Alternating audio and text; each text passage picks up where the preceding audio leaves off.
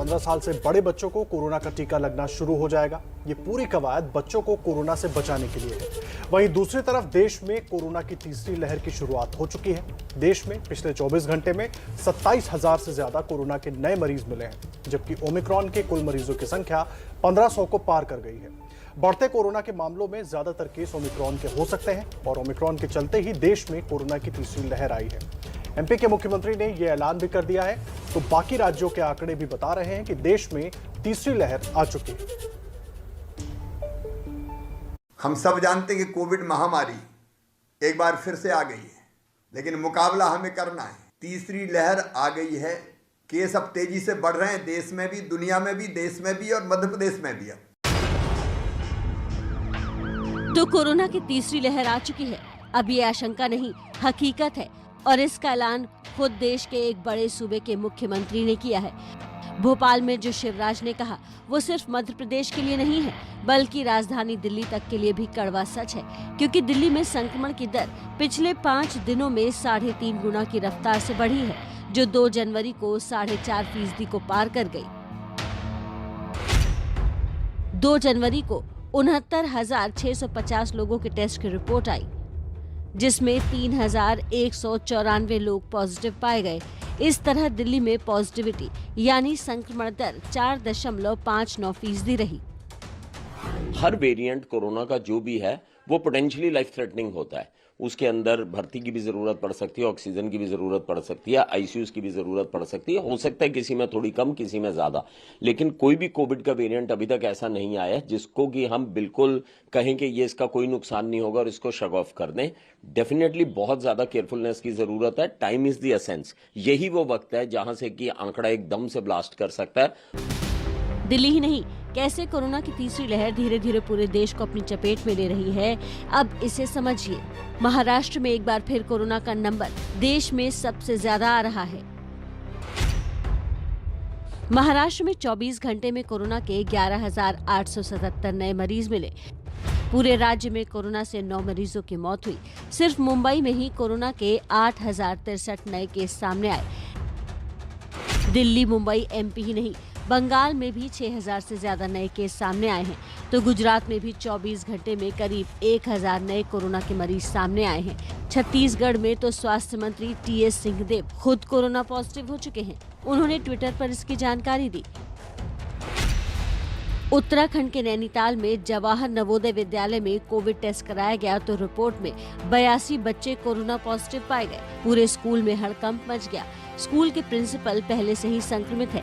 जानकारी के मुताबिक इस नवोदय विद्यालय के 70% बच्चे बुखार और खांसी और नाक बंद की शिकायत से पीड़ित हैं।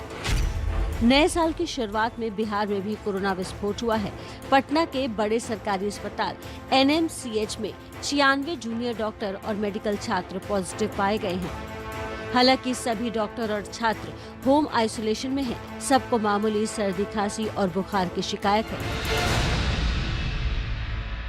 तो जब कोरोना की तीसरी लहर आ चुकी है तो राज्य सरकारों की ओर से कड़े फैसले लेने की शुरुआत भी हो चुकी है, क्योंकि चुनावी राज्यों में रैलियों का शोर थम नहीं रहा। जश्न के नाम पर आम लोगों का जमावड़ा कम नहीं हो रहा। जब महाराष्ट्र से बंगाल तक कोरोना एक बार फिर कंट्रोल से बाहर दिखने लगा तो दनादन गाइडलाइंस की लिस्ट भी जारी होने लगी है।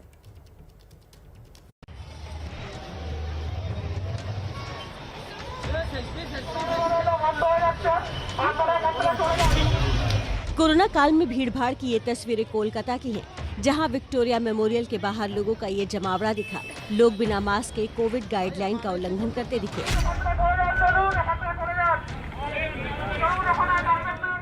ये हाल तब है जब पश्चिम बंगाल में कोरोना देश में टॉप 3 राज्यों में पहुंच चुका है।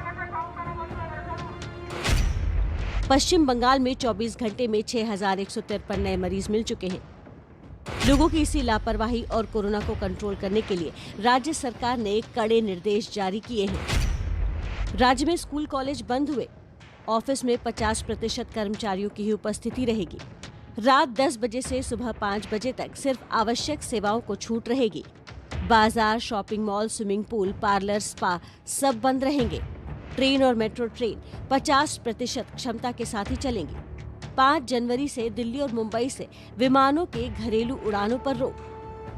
पश्चिम बंगाल सरकार ने शादियों और अंतिम संस्कार में जुटने वाली भीड़ पर भी नकेल लगाने की कोशिश की है, तो पूरे राज्य में जिम को एक बार फिर बंद कर दिया गया है। कोरोना की तीसरी लहर को देखते हुए कलकत्ता हाईकोर्ट ने भी आज से ज्यादातर मामलों की सुनवाई ऑनलाइन तरीके से करने का फैसला किया है। ऐसा ही फैसला दिल्ली हाईकोर्ट ने भी लिया है, जहां आज से मामले की सुनवाई ऑनलाइन ही होगी, क्योंकि दिल्ली सरकार पहले ही येलो अलर्ट का ऐलान कर चुकी है। हाईकोर्ट में ऑनलाइन तरीके से सुनवाई 15 जनवरी तक जारी रहेगी। लेकिन दिल्ली के लोग मान नहीं रहे हैं। पालिका बाजार में संडे के दिन लोगों की भीड़ तो कम नजर आई, लेकिन ज्यादातर चेहरे से मास्क नदारद दिखा। कोरोना नियमों की जमकर धज्जियां उड़ाते दिखे लोग। कोविड महाराष्ट्र को भी डरा रहा है और वहां भी राज्य सरकार कड़े फैसले करने को मजबूर है। धारा 144 तो पहले से लागू है। अब वहां भी उच्च शिक्षा संस्थानों को लेकर विचार किया जा रहा है कि शुरू किया जाए या फिर बंद ही रखा जाए। उच्च शिक्षा मंत्री उदय सामंत के मुताबिक 2 से 3 दिनों में इस पर फैसला आ जाएगा।